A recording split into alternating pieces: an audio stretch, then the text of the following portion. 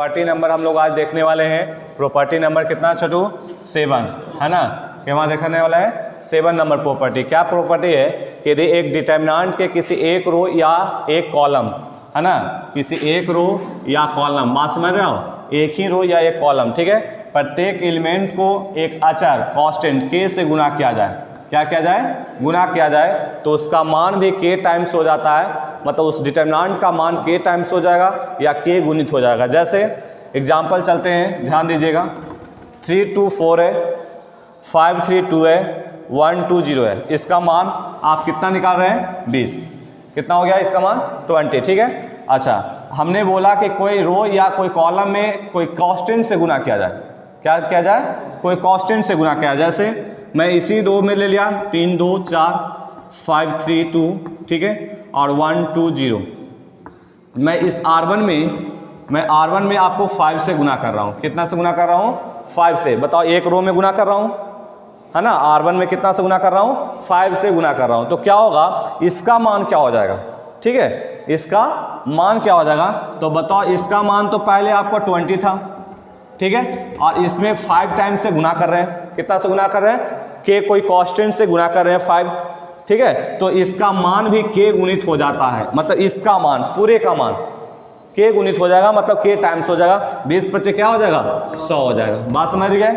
Example समझ में आया? एग्जाम्पल एक और ले लेते इसी पर। अगर हम आपको इसी में, है ना, 3 2 4 5 3 2 1 2 0 ले लिए, ठीक है। अब देखो इसमें, अब ये C1 है या C2 में मैं यहाँ से गुना कर रहा हूँ 3 से।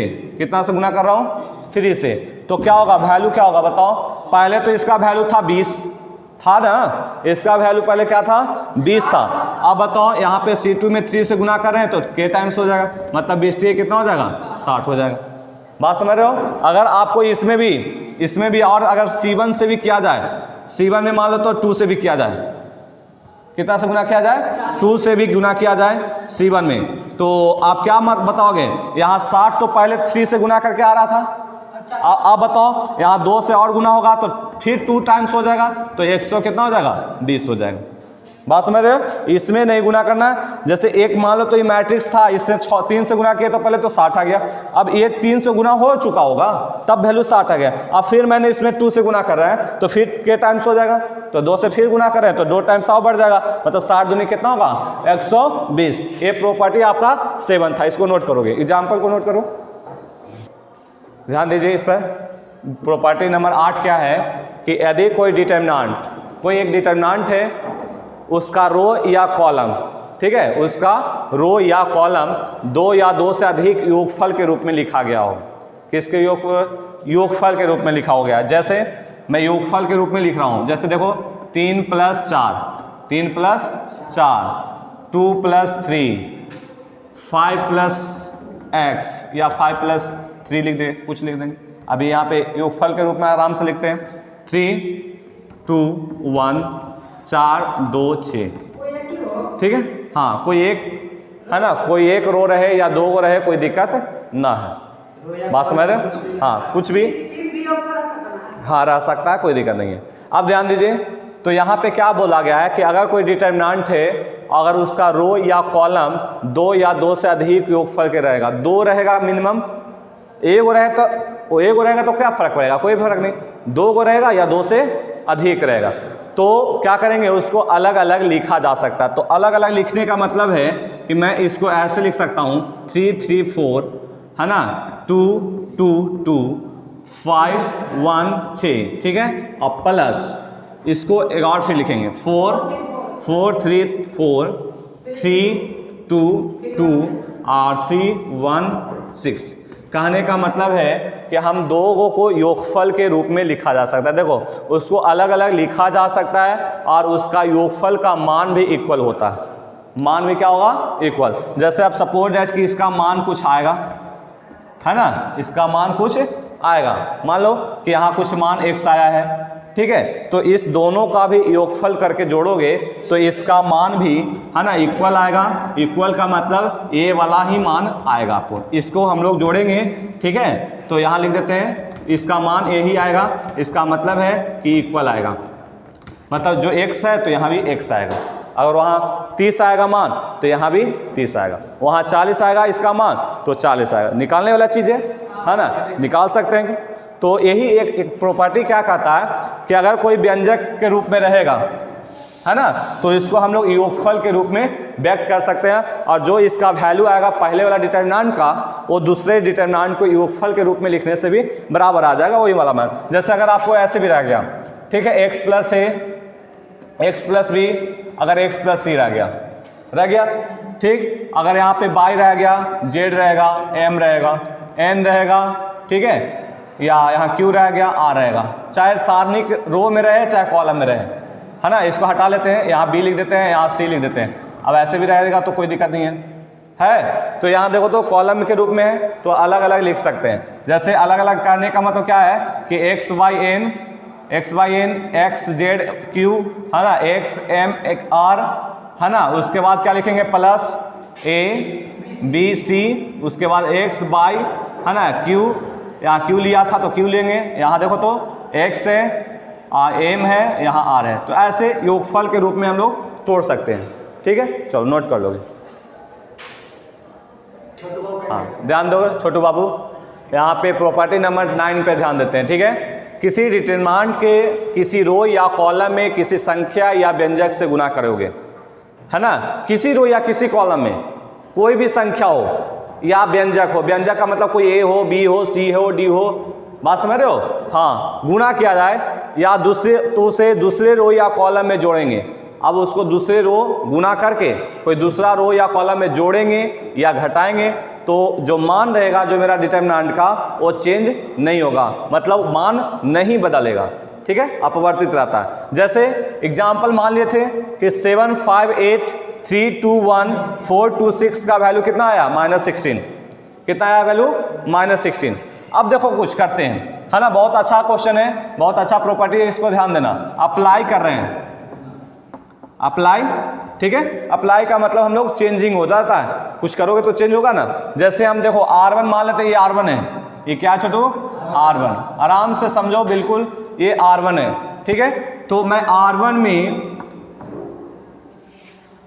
R1 - 2R2 ऐसा कर दिए, कोई दिक्कत है?